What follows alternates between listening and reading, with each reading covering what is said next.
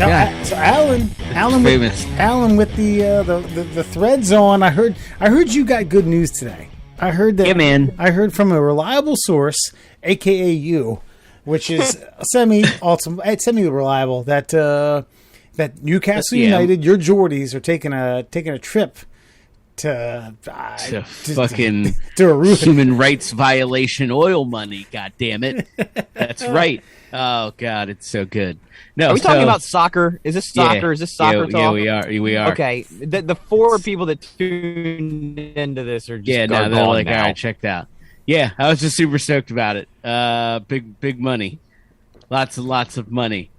It's like if, let's say you took like all the rules off of Major League Baseball financially, and then the Orioles, who have been destitute for quite some time, get purchased by like Jeff Bezos.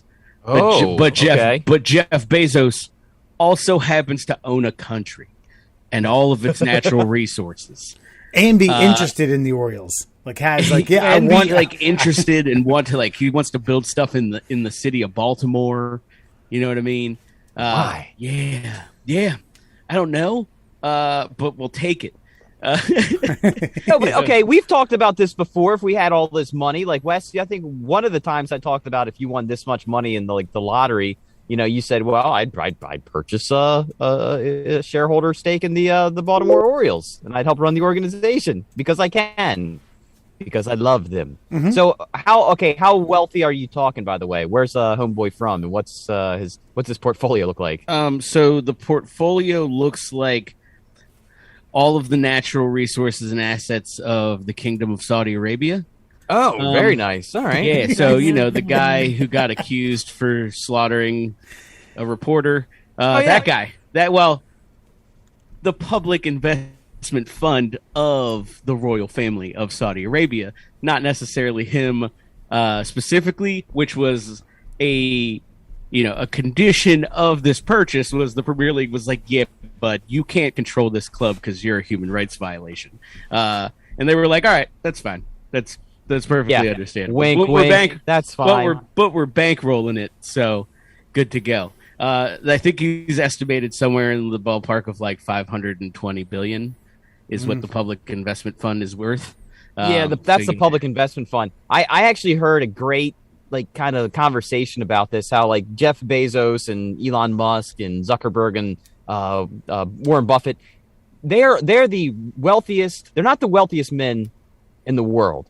They're the wealthiest public entities in the world.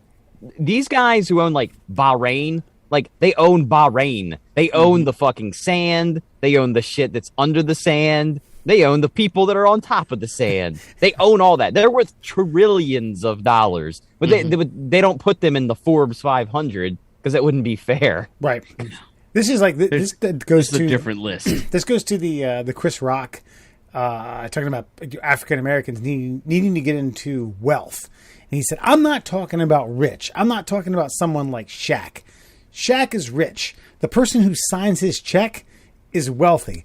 I'm talking about the rights to the color blue, that kind of fucking wealth." And that's what you're getting at right there. Yeah, the sand and the coverings over the sand and all that stuff. Pretty much exactly. Like it's a little bit of insanity because it happened so quickly. So it's been like a deal that started like 4 years ago and that got held up because of a lot of politics, a lot of Saudi Arabia having like World Trade Organization issues. There was some anti-piracy issues with the Premier League specifically, which was a hang-up, along with we can't let the guy who's accused of murdering a journalist be related to one of our member clubs in this league that's big across the land. They were like, yeah, we can't also let you do a whole lot of other things. So it's been held up for a while, but literally in like 72 hours. So it's been sitting kind of dormant for like 4 years. And then finally the Saudis gave in on something that they all wanted them to give in on. And like that, they sold a fucking football club in the English Premier League for £300 million. So roughly gold. $500 million. Yeah, and it literally made the club the richest club in the world. That's amazing. That's amazing what money will do. That's the only hang up there was. Right. Your team, the team that you root for, is now with the Man Cities and the Man U's and the Arsenals and the just so much even richer. Like they're not even close. It's so fucking delicious. You say that now. Say that now, but the first thing they're gonna do is these snooty Saudis with their flowing white robes are gonna come walking into this funky little facility that like, this is no good. Let's build this again, and they're gonna spend all their money like putting like fucking gold-plated toilets in the entire fucking stadium, and then like 3 or 4 years down the road, they're gonna think about buying a player, and it's gonna be a player like Messi or fucking Cristiano Ronaldo. They're then past their prime, and you're gonna be like, we got them, and they're gonna break a hip. Because they're going to be like 40. Let's hope it doesn't go that route. They have some English people kind of handling the money for them, being like, look, this is a really big club that's been really quiet for like the last 2 decades. If you pour money into it and invest in it correctly, it could be, like Wes said, like a Manchester United, a Manchester City, a Chelsea. They can basically just be a cash cow because the Premier League is worth so much at this point. And the Saudis were like, I like where you're going with this. We're also trying to really diversify our portfolio in regular people stuff so that we stop focusing on the murdering. I know, obviously. I mean, there's other sports where very wealthy Saudis have come in and really propelled a team to greatness. I mean, just look at the Jacksonville Jaguars. Exactly. Well, look, so like that was a big hang up, was like this had been held up still, and then they bought like McLaren in Formula One. They bought like the controlling stake in McLaren, and people were like, so that's another major English sport, folks. Are you just going to let them do that and not buy our beloved soccer club? And then they finally let us do it. So we're quiet now. Right. We're good to go. I'm going to have to soak it in. It's a double-edged sword. You got to support a dictator, kind of, who funds the club that I really like. So, I'd like to point out that I didn't draw the line on gold-plated toilets. I still think that's, obviously you don't want to do past our prime stars, but that's okay. Yeah, 14-karat shitters and pissers. It's been 14 years. Like they haven't really done much. They haven't spruced up the place a whole lot. The last proprietor was very lean with his budget, for lack of a better term. So. Gold-plated toilets. Let's get it. Legitimately, my wife booked us flights to, like, we're going to England in March because of this news and to catch some games, of course.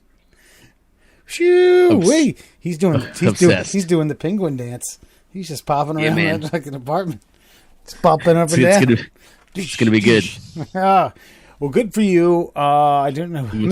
Middle Classholes, everyone. After a week hiatus, Murr, Allen, and Foxman. This is just exciting news. We're a soccer podcast now. Welcome back. Yeah, hi everyone. Drunker United. Just start unsubscribe, unfollow. I can hear our numbers dropping. Ooh, I was going to say something about wealth. Oh, this is what I was going to say. Okay, so Perryville. Murr and I's, my hometown. Murr's, Conowingo, which is a outskirt. That's fine. Well, he'll be a redheaded stepchild. I'm a suburb of Perryville. Yeah, if that's such a thing exists. But there's a casino off 95, Hollywood Casino. If you listen to any of the local FM channels, they might tell you to head up there and spend your money. I do like that. When they were building this, the townspeople were like, no, this is a small town. It's been this way for years. We understand that we sit between Philadelphia and Baltimore, but God dag nabbits, we don't want that type of foot traffic around here. We don't want that type of riffraff here. And they're like, well, we were going to donate $1.2 million to the town annually. Like, oh, I will help out with laying the concrete. I will help out with all the. Do you need any volunteer help? It's funny how things change. In that small town that I grew up in, has a new police station, a new baseball field, like new sidewalks throughout. They're helping out building a bar on the. I don't think they're helping out with that. Someone else is paying. You ever seen that? You ever seen that really bad rock movie called Walking Tall, where he goes back to his old hometown in like, I don't know, the Pacific Northwest, just a general Pacific Northwest area, like a logging town, and some bad guy, I don't know who it is. He always plays a bad guy. I'd have to look him up for you. Like started a casino, and he's now corrupted basically the whole town. He's got everybody in his back pocket. So The Rock, starts a fight in a casino, gets all carved up, and then has to kill people. That's that. You're saying that's what's going on in our hometown? It could be. Sounds kind of like it. Is there a nefarious bad guy from your high school days that you could think of, like in deep, maybe embedded in the sheriff's department, or in casino security? I'm just saying it could be a possibility. Well, we do have a new mayor in Perryville. Oh, that's right. That's correct. See? Yeah.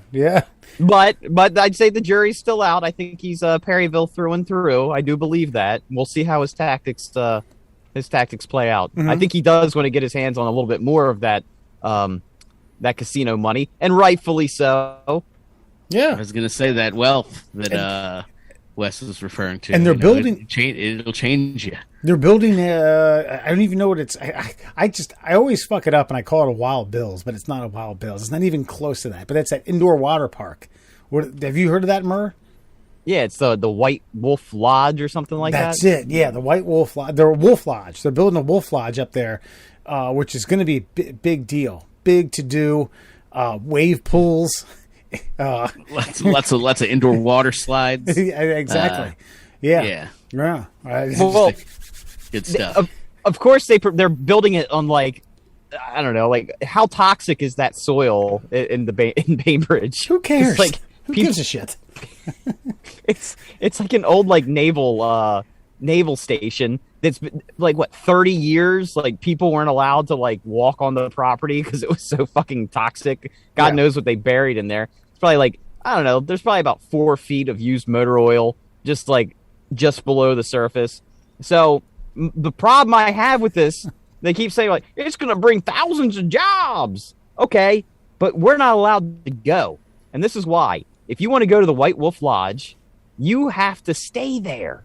You can't just go for the day. This is how they're keeping the Perryville riffraff, the locals, out. This reminds me of some like 1980s fucking like coming of age teenage movie where like the locals finally take over the White Wolf Lodge for the fucking weekend and fucking ruin the place. So like if I wanted to take my family, I'd have to buy a hotel package even though it's 4 minutes down the road.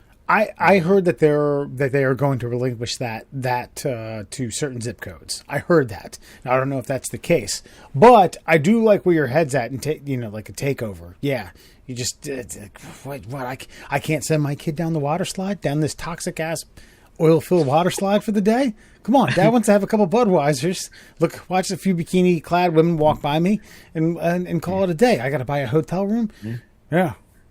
I wanna chuck my kids into this fucking wave pool, and I'm gonna lay on this fucking lazy river, which is just a small circulating puddle of piss, and fucking stare off into the sunset until the kids are ready to go home. That's right.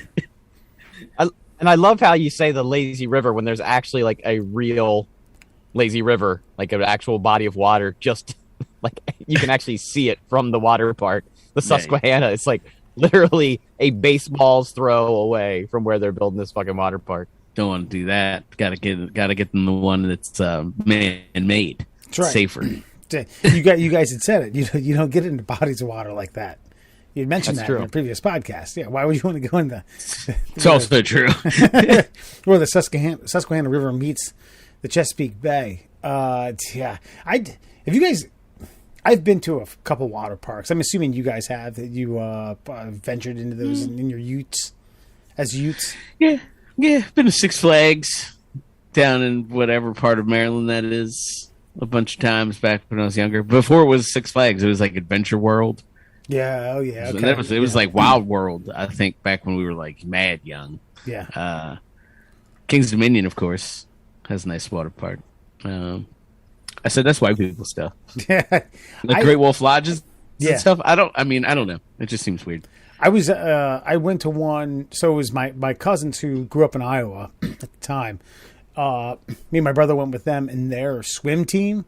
Okay. And we're doing all it's like slide after slide, zip after zip line, things that are unsafe, things that were like built in the 70s that somehow made their way into the early 90s. No health and safety inspector looked at it and was like, I don't know, you got to take this down. Just it slipped through the cracks.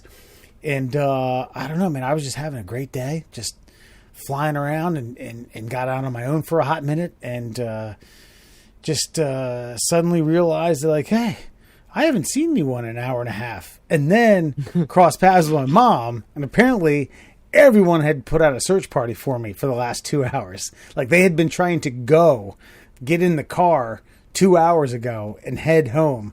And I was just like, wee! Oh my God! Life's amazing! I'm sunburned all the fuck! Let's do this again! And yeah, I was like, my mom's like, where have you been? I was like, well, I did the zip line, and I did the 60-foot slide, and I did the zipperoo, and the zippity dippity, and I stopped and got a pretzel. I did all of the things. No one could see me. I'm pretty noticeable. Yeah. Oh God, great day. I had no regrets. I would have done it again. I would have stayed out longer. I would have hid more. Fuck them. Fuck the swim team. Yeah. No, that's a great day. I mean, I remember. Did you ever get lost? Like lose your parents, like at the mall or anything like that? Yes. Okay. Like where you had that moment of shock that I am fucking untethered. Like it was the feeling that I get sometimes watching like IMAX, like space videos. Like we're like, oh, like all of a sudden, like the world's too big and I'm too far away. Like what the fuck's going on? Yeah, that's a shocking moment. But see, you didn't have that. You got to fucking experience like the pure, unadulterated joy of not giving a fuck. Yeah. With no parental guidance. Yeah, just no rules. Nobody telling you to do anything. You're not doing anything bad either, but you're just, pushing it to the limit. It wasn't necessarily like, I think I was about 10 or 11. Okay. And I kept thinking that if these people really want to get me, they'll get me. It's a small water park. It wasn't big. It wasn't like it was vast and acre upon acre. I mean, it was in the grand scheme of things relatively small. And I was like, if we're about to go, I'll be noticed and someone will say hello. And I can only imagine. I just like, there were 6 people here walking up the slide as I was going down it and didn't see me. And my mom like had her back to me looking around, Wes, and I was just, I had water in my ears. And he was underwater. Like, I don't know, man. It was just like the biggest Benny Hill show of Find Me for the last 2 hours. Oh, and I will say, my aunt, love her to death. My mom's sister, Jean, we call her Mean Jean. She was the most pissed of all. She was, oh God, I've never aunts. And I am, at least in the family I grew up in, aunts and uncles only get so pissed at their nieces and nephews. This broke all those boundaries. This was like, damn it! What the fuck were you thinking? It's like, I wasn't thinking anything. I was having a great day. What were you thinking? Doing stuff. Yeah. Hey, that was a great turkey sandwich, by the way, at lunch. That was, God, primo. Thank you for that. Mustard. God. Ugh. Like mustard on a hot day. Now I just imagine you running around the water park like Napoleon in fucking Bill and Ted's Excellent Adventure, just moving kids out of the way so you can go first down the slide. Scoozy. Yeah, that's right. Speaking of search parties, we posted this on the official Middle Class Holes Facebook page. This comes via Vice. I didn't know. Is it the same people that produce golf balls? Alan, do you know? Vice? Unfortunately, I do not believe so. Okay.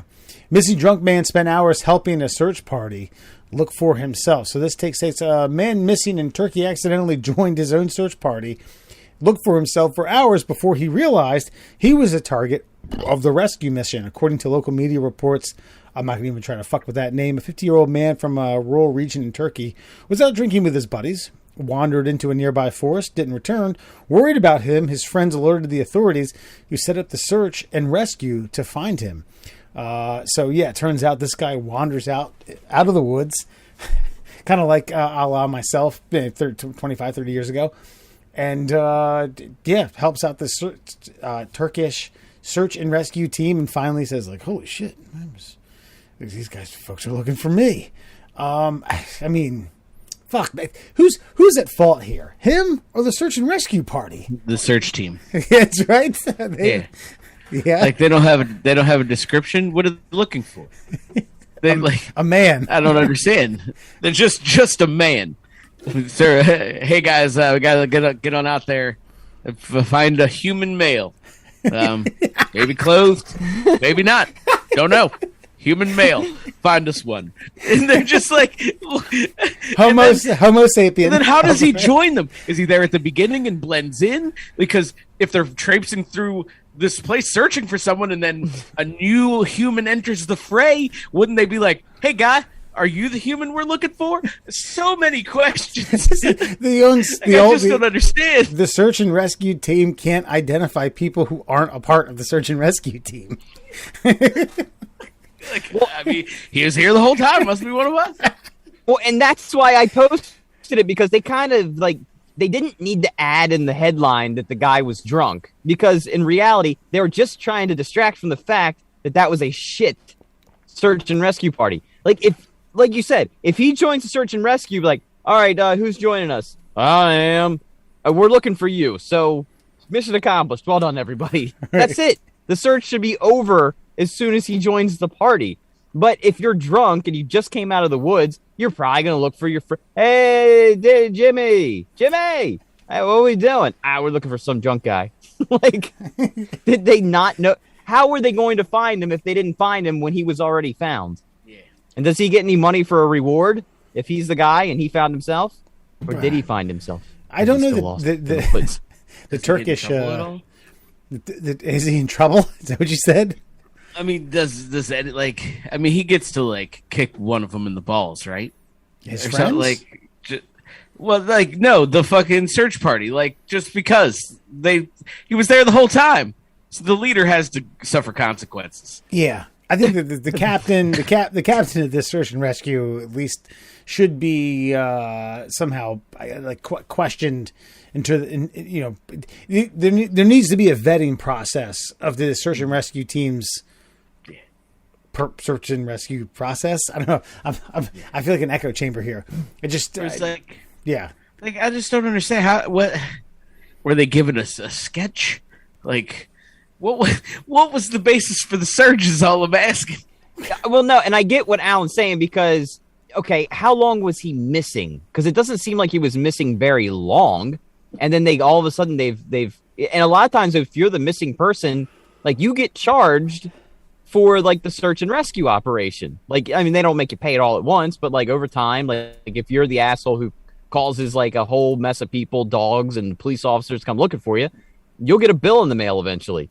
But if he was in no danger and he just needed to take a leak and then maybe he saw like, I don't know, a nice little rock formation and it spoke to him and he wanted to, like, is he not free to go fucking wandering in the woods? That's okay, right? Yeah. Yeah. I don't like there are probably some illicit substances that would make a human guy just wander off into the woods and spend some time amongst the trees. You know what I mean? And like, if you go, I'm just saying, how are you going to look for somebody if you don't know what he looks like? He's right there. He's there. Right. He's with you. And I like to think of this as like the captain. I don't know if that's what the ranking system of the Turkish search and rescue local, I don't know, Istanbul Area 9 search and rescue squad. Like, all right, Frank, Tom, Jimmy, and of course these are Americanized names. I'm not going to attempt to make it sound somewhat sensible to our Turkish listeners.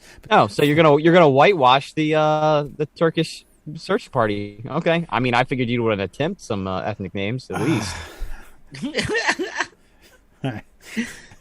Put me on the spot here. All right, let me break out my. He's like, he's like ethnic names. All right. Searching right now. Haji, Rahul, Yam Yam, Tiki, Doog Doog. Yum yum. I think you should have kept Turkish. it That's Turkish. whitewashed. I think that's 100% Turkish. You should have just kept it. Breads and chads. Of course, the guy that they were looking for, his name is Bihan. Yeah, that's not crazy. He's right behind you. What?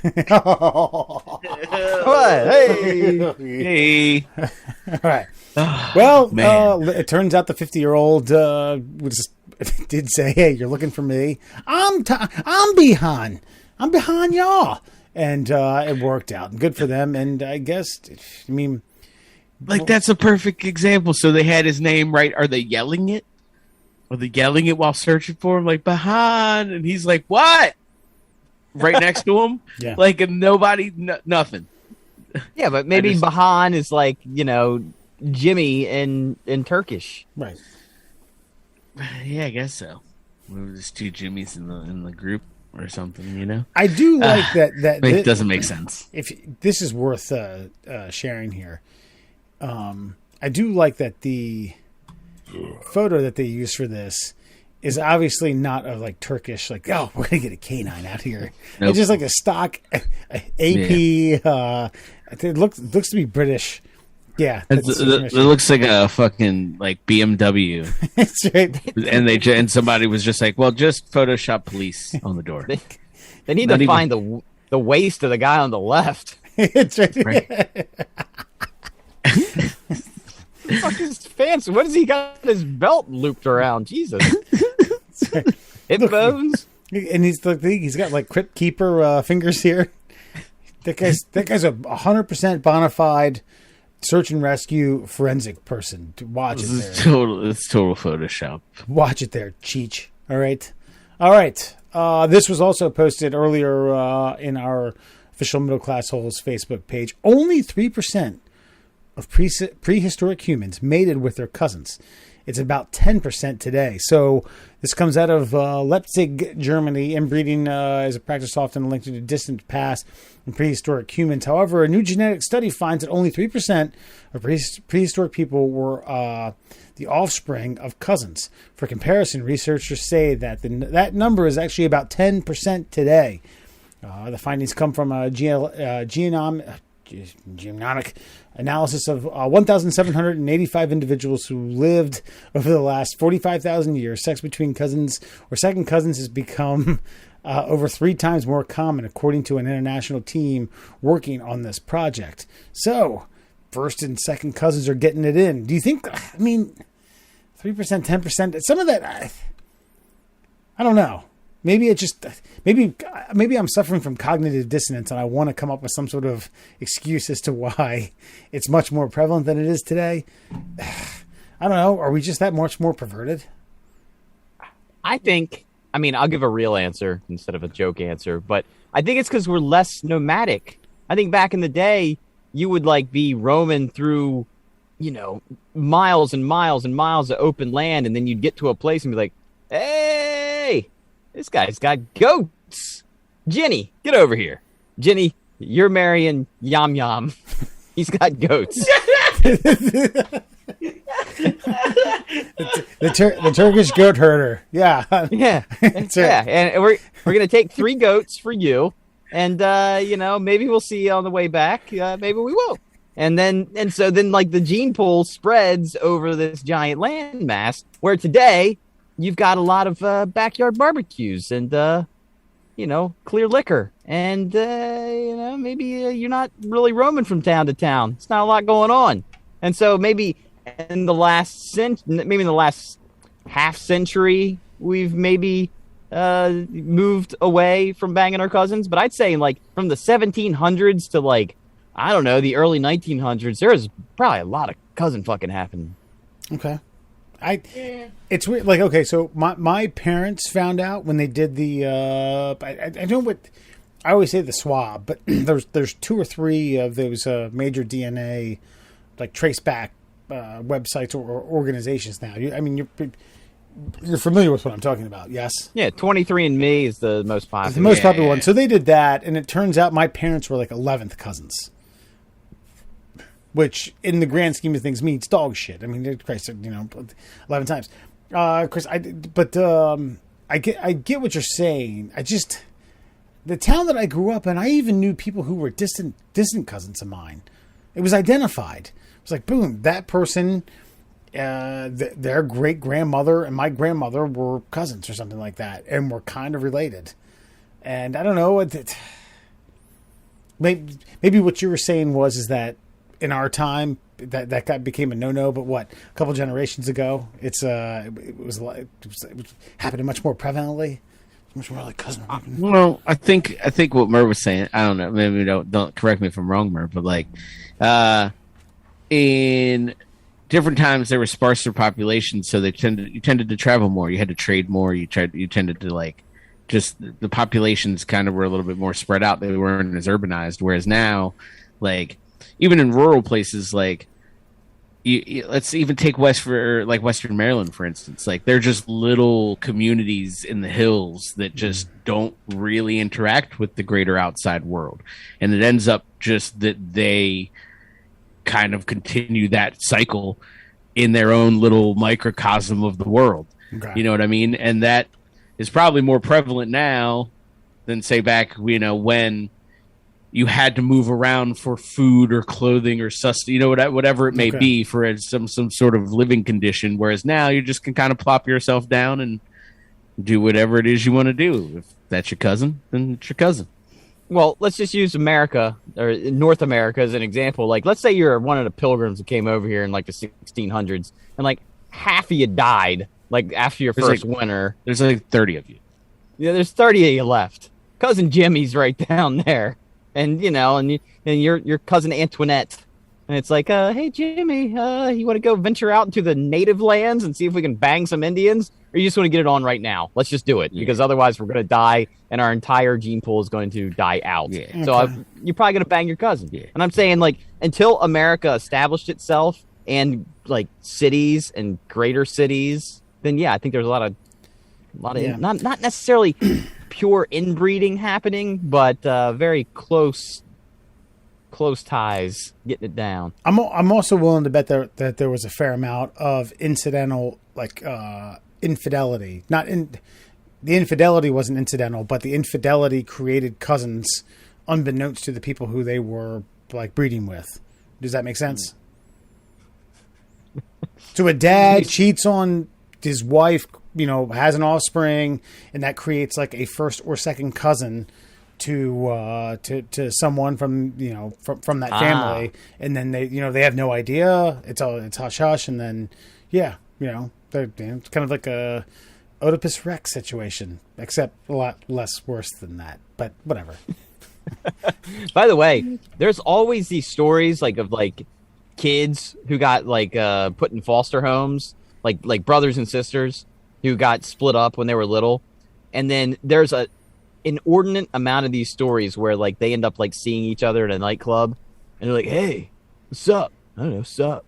And they end up they end up fucking after the nightclub, and they find out their brother and sister. And it's bizarre how that happens. Yeah. Family members will somehow magnetically be drawn to each other until they find out and realize that they're gonna have kids with 4 eyes. Oh yeah, this has nothing. Well, kind of loosely related. I heard one time from someone that I knew that their great grandfather, who worked on a train track, worked on a single train track. No, excuse me. Was a conductor who basically spent time between Maryland and I think it was Tennessee or Ohio. That's where his route was. Had families on the other ends of the routes, totally unbeknownst to the other members of the family. Had a wife and children on one end, wife and children on the other. God, and think about it. Whatever salary he made could support 3 families back then. 4 families. Yeah. That's just wild, bro. You know what I mean? You couldn't even do that now. No. One family would find out because they'd be starving and homeless. One family would be like, what the fuck, bro? You work all the time. You right? No. That's crazy to me. Yeah. If you can somehow keep social media a hush hush, just like totally off the radar, off the grid. Yeah. Like, what do you do when you're in Maryland?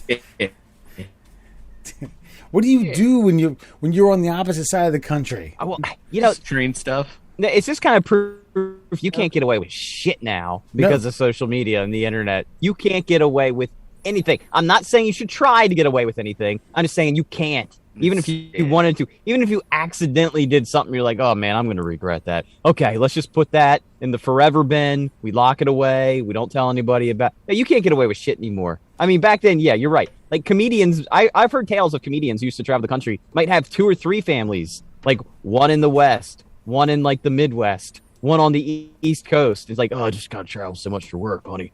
Ugh. And then every time they got to one part of the country, they would just go live with their family. And you can't do that. No. Like, I'd be afraid to accidentally like flirt with like a Royal Farms counter girl and like, oh shit, that's going to end up on social media. I wouldn't even do anything. Oh, Jesus Christ. Like, I get nervous about talking to people too kindly. Yeah. Yeah. That's why different world, man. So the moral of the story is be an asshole to everybody. I think so. That's the way to go. Ah. That's why I do it.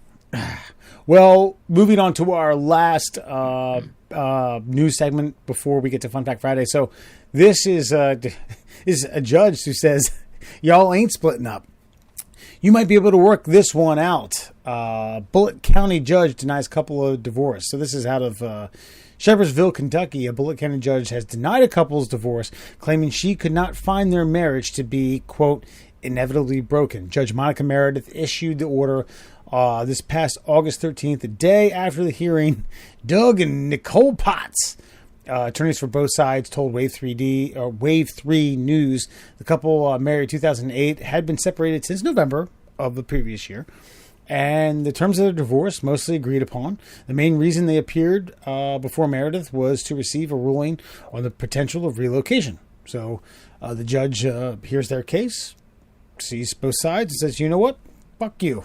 You ain't getting divorced. You're working this one out. I thought divorce was so prevalent and so goddamn just readily available these days, almost like pretty much anything that we can do on a day-to-day basis other than, well, it's not like buying candy or buying beer or anything like that, but when's the last time you heard a judge be like, nah, man, you're all going to have to work this one out? Yeah, I didn't know that was a thing. I thought these were like decisions usually made by like the church. Like if you were like Catholic and the priest was like, yeah, listen, I know divorce is a big thing in the States, but I think you guys going to work this one out. Yeah. And I actually kind of respect it in a way. Like if they really want to get a divorce, they're going to end up getting a divorce. This thing will just go downhill. But what could end up happening now is they could end up reconciling by saying, yeah, fuck that judge, man. You want to leave? Yeah. Well, so do I. Yeah, I know. Fuck. And then all of a sudden it's like, yeah, we kind of see eye to eye on things sometimes. Let's find some cousins to have sex with. No, but I do, as prevalent as divorce is now, I do feel like if you had an authority figure, like tell some couples no every now and again, you might save a lot of these marriages. I think it might be too easy. It's like, you know what I mean? Like we all played sports. Like if your coach is like, nah, you got to just push through it, push through the pain, like break through the wall, you get your second wind. And sometimes you just need that in all scenarios in life, even a marriage. Like, no, it's going to be more heartache for you guys if you get divorced. Why don't you guys just try working it out? Is this just one of those situations where, okay, so the buck stops and begins with the judge, and just because we have never heard, at least I've never heard of a judge doing this, but just because a judge goes through the protocol, like, okay, you got a divorce, blah, blah, blah, gonna hear your side, Mrs., gonna hear your side, Mister, gonna hear the sides from your representative attorneys, blah, blah, blah, okay, thank you, blah, blah, blah. All right, yeah, divorce granted, stay away from each other for a year, and then blah, blah, blah, blah. And that's it. It's just all, paperwork and bullshit after that the judge has the right and the legal authority to do this. And this judge was like, nope, not happening. Fuck y'all. Figure it out. And I'm curious if whether or not what this judge did was legal or not. I guess it is. They know the law better than I do, but Judge Monica Meredith. I guess if you were the judge, you could kind of say like, you guys have been gaming the American tax system for how many years now, and you want to break it off because of this? Nah, you work it out. See ya. See you in a year. We'll revisit it if you want to. Yeah. I mean, it's just like you said. It seems weird. It seems like more of an annulment thing, like a church thing would be like, nah, you took those vows in front of God. God's got you. You figure that out. But like for the government to be like, nah, y'all got to stick it out, motherfuckers. Your contract is not void. I have decided. That's kind of fucked up. Yeah. But like Murr said, hey, maybe it brings you together. Common enemy. Defeat the court system. Fucking appeal cases and stuff. And that's just how you bridge love, Yeah. Someone said, I don't know if the judge had all the information. And so when she has all the information, I think she'll have no issue granting the divorce. Apparently there's going to be a appeal, which is fine. And maybe that's what you alluded to earlier, Murr, that if they can't find, if this judge won't grant it to them, they'll find one that will. Like, I'm sure. Wait, a divorce? Yeah, Jesus Christ. What are you talking about? Boom. Get the fuck out of here. Go your separate ways. Go fuck your cousins. I don't care. I literally saw a sign stapled to a telephone pole the other day that said same-day divorces and it had a phone number. You guys do annulments? Yeah. Like I would definitely it would be one of those situations where I don't even physically sign the papers for divorces. Like I would just have a stamp of my signature made and just be like, pow, pow, get out of here. Get that fucking forever union out of my face. Throw it in the garbage can. Get out of here. But I also think that adults in this era have become so childish that, maybe they do need a couple extra months to think of, will you guys just think about this for a minute? So I'm going to say no today. And if in a month from now, after you've filed some more paperwork, you still want to do it, then I'll think about it again. But today's not the day. So go back to your cushy little home with your little kids, send them off to school, chat. Why don't you guys actually talk for a day, and then see if this is what you really want to do. I think sometimes it's probably a very mature decision on the fucking judge's part. Yeah. A bunch of immature assholes. Right, like whoever filed for divorce was like, they deleted my fucking Britney Spears collection off of iTunes and I can't get it back. I need restitution, but it has broken my marriage. So I need you to grant me a fucking divorce. And the judge was like, get the fuck out of here. My marriage is toxic. God damn it. All right. Anyway, Fun Fact Friday. Damn it. Stole my lead. All right. Hit him up.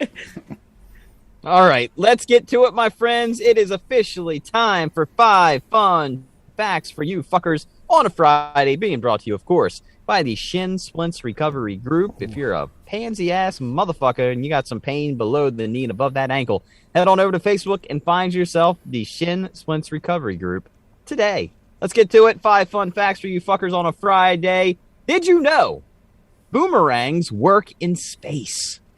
Because the path of a boomerang is the result of uneven forces on its curved surfaces as it flies through the air, the presence of gravity is irrelevant. As long as you're in an oxygenated environment, enclosed, a boomerang will return to you even in zero gravity. Will it return slower? I guess it would, right? Because you can't get that kind of momentum on it, or can you? Ooh, I don't know. Good point. That's a good point because, that's the thing is, if you whip a boomerang in that direction, you're going to go the opposite direction. Also true. Velocity. Yeah. Was there an experiment done with this to know what you're saying, or is it just part of your rip-off fucking calendar? Yeah, definitely. Yam Yam on the International Space Station definitely has done a spacewalk and hucked a boomerang for shits and giggles. Yeah, Yam Yam, the Turkish astronaut. Okay, well, what I will kind of call bullshit on my own fact for is that you have to be in an oxygenated environment. So I guess what they're saying is if you were on like the International Space Station and had enough room to throw a boomerang, it would come back. But because the gravity has nothing to do, it just has to do with the airfoil shape of the boomerang. But it's pretty it's pretty interesting. But if you throw a ball with the same velocity on the International Space Station, that thing's just going to keep zooming along and never touch the ground. But the boomerang, at least, maybe would it just keep circling? What the if you didn't catch, like if you moved from that spot? No, like if you threw the boomerang, like it's going to make its curve and it's going to come back. But would it just continue to kind of loop around in a circle since there's nothing to stop it? We'll have to write Yam Yam and have him experiment. Hey, I do have a pretty good boomerang story. So my father, who used to frequent this, Did you ever hear of Crumpton? No. Crumpton is in Kent County. Actually, Chestertown is in, I think, Charles County. Charles County? Maybe in Chester County. I don't know. Anyway, Eastern Shore of Maryland. It's just it's an antique kind of hub, just like for but they also did there's also a lot of junk, and they do it in auction style. And my dad came back with a boomerang for me and my brother. He's like, "Look, check this out." And Dewey just hauled off and fucking threw one, and it made this perfect goddamn U coming at my 5-year-old face. And I was like, I got it. And it whaled me right in the forehead. Hit me so hard that my nose bled. It's like, boom. And I didn't cry. I just remember just being like, on my ass. My mom's like, are you okay? I was like, I think so. And it was like, it looked like someone syringed my forehead. Yeah.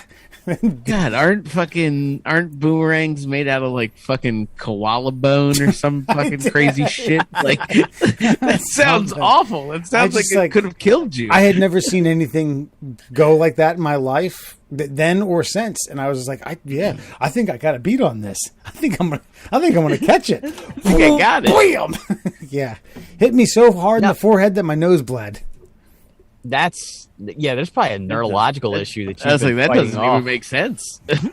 for decades. Like you've just been something's going on. It's probably a root cause of these rage issues, maybe. Probably. What the fuck are you talking about? Shut up.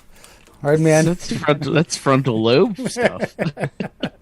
No, I just remember when I was like 12 or something. Buddy of mine's dad took us out to like Nottingham Park with a boomerang.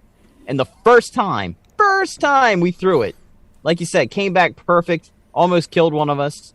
I could not get a boomerang to fly back to me to save my life until about a year ago. My dad got all the kids' boomerangs. He's like, let me give this thing a whirl. And I got out there, and I threw that thing like I was trying to throw a 95-mile-an-hour heater, and finally got that son of a bitch to come back. Yeah. It was plastic, and it didn't kill me. I always think of the kid from Road Warriors, the Mel Gibson movie. Remember he throws that fucking metal one and hacks that guy's fingers off? Yeah. This guy, he tries to catch it and all 4 fingers. And the kid's like... It's oddly specific. Road Warriors is a great movie, dude.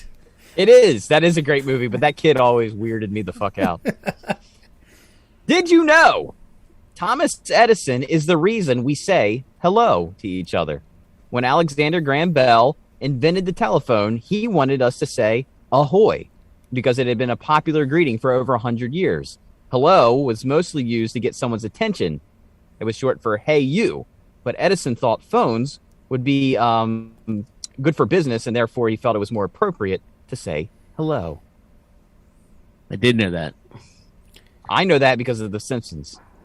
I knew that because I figured it out for a trivia that I hosted. There you go. So, yeah. And I know that just random ass fact. because my brother says ahoy. Actually says it twice, ahoy hoy.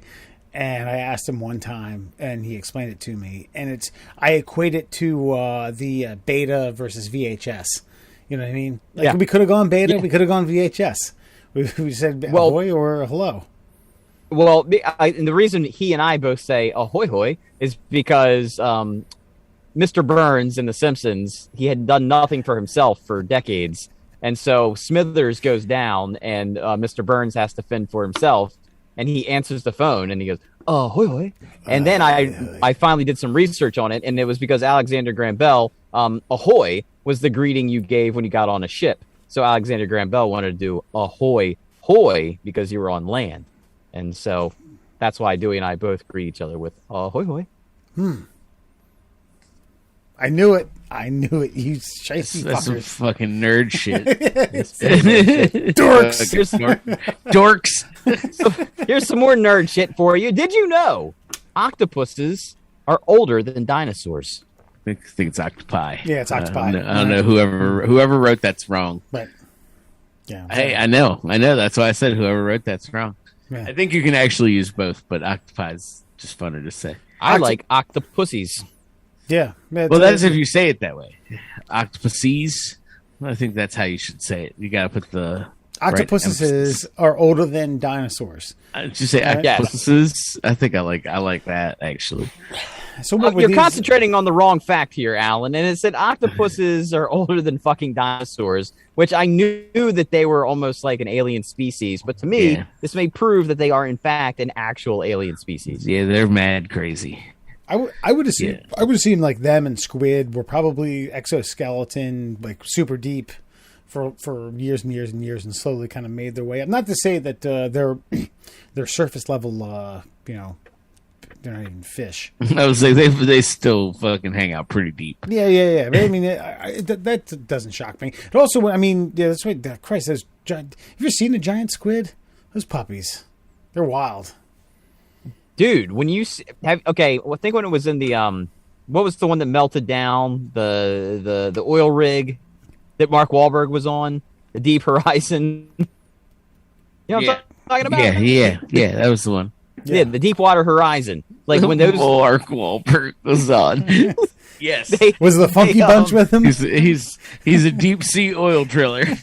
Yeah, the Funky Bunch was there. They're the ones that fucking let it melt down. Jesus Christ, fucked it up. They funked it up. So bad. There's one of the divers got a photo of a giant squid when they was down there trying to like get that fucking tube all wrangled up, and it's got these glowing ass eyes, and all you see is like the silhouette and like these tentacles hanging down from the sides, like an old Western fucking like gangster getting ready to like take a 6-shooter out and whale you. Like these two weird tentacles hanging down, and it's just ominous. It's like the size of a school bus. Yeah. That's when I've seen some Japanese fisherman ship who accidentally pull a few of those up. That's no bueno, man. That just let those things be. They're older than dinosaurs for a reason. Not just octopuses, octopi, whatever the nomenclature is. But yeah, I don't know. But octopi, God, they're so tasty when you cook them. They're yummy. Sauteed them. But they're also. The thing is, though, they're also ultra smart. And I don't know if you guys have seen the Fantastic Fungi on Netflix. Yeah, there's some freaky shit that's beyond, I think, the comprehension of most people that live today. Yeah. That stuff, like fungus and octopus, could have an intelligence that we just don't understand. That is equivalent, just it went a different direction. I look at it like this. Do you remember the movie, Adam Calvert's favorite movie, Super Mario Brothers, the movie? Remember how of course. Remember how the Koopas, there was the lizards, and then there was the mammals, and the Koopas just split away, and their intelligence and their evolution went from lizard, where we went from mammal. And I'm wondering if like there's something similar to like with the octopus and the fungus, that they just are like, nah, man, this is the right way to do it, and then they just, fucked up. It's like, is that thing about like the whole mycelium network with like trees and shit? Yeah, that shit's wild, and totally believable. Like, because it's science. The fungus is like you said, is a wild organism, and that's why like it kind of exists by itself. Like in microbiology, like it's all separated out. There's like viruses, bacteria, and then there's just other shit. There's like funguses and parasites and like its own little umbrella. And so, yeah, that shit's pretty cool. You should check that out, Wes, if you haven't seen it yet. I've seen it all, man. Everything. Every last thing you guys have ever seen, I've seen it and more. Except for Batman. Except for Batman movies. That's a very Trumpy statement. I've seen it better than you.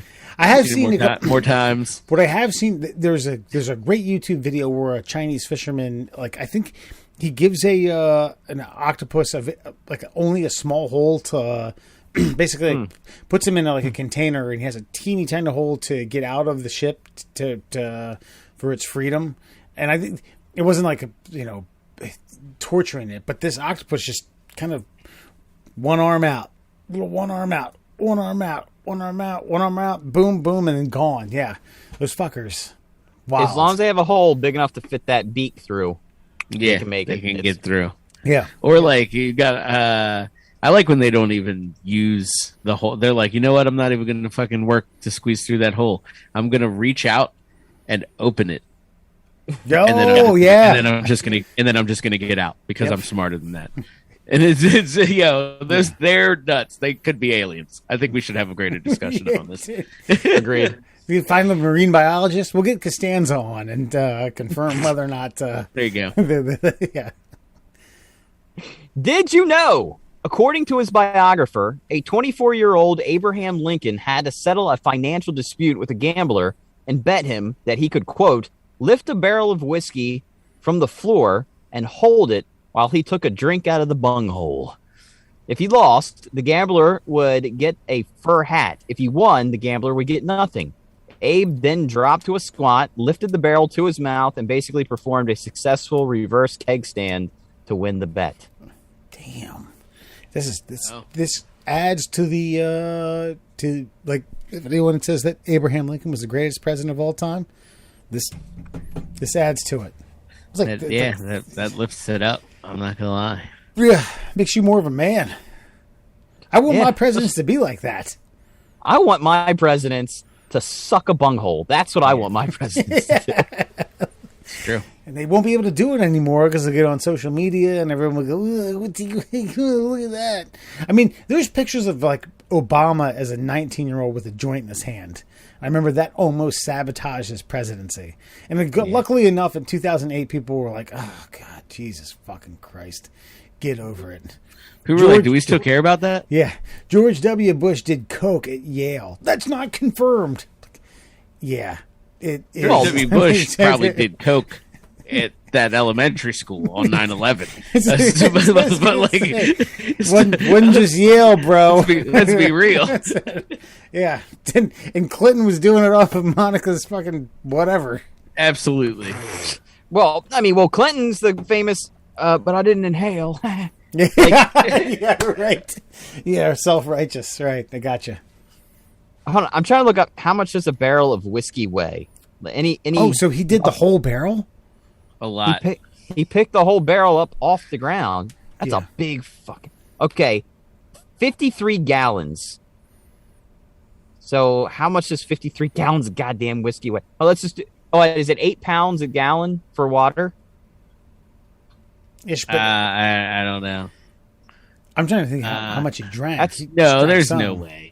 Because that's 424 53, pounds. yeah, 442.55 pounds. Yeah, I'm sure he's a fit man. Well, but also I think a barrel, keep in mind, like a keg is actually a half a keg. Like the traditional keg that we know is technically a half keg. Right. This is a barrel.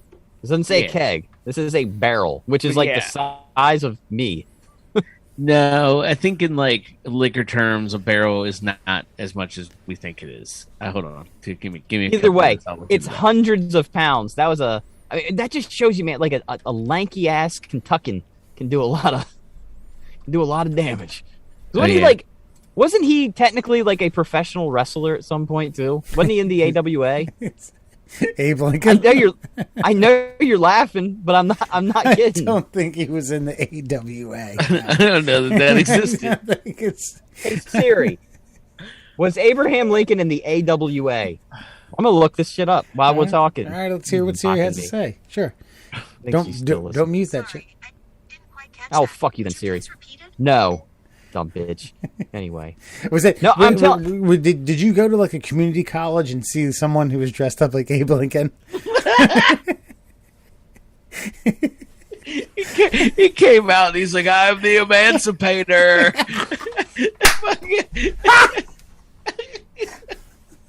I hate you guys because you know I have no time to confirm this fact. His finishing move is called the headshot. Fucking like PDTG or some shit. Oh man! This is at Ford's Theater, everyone. Bam!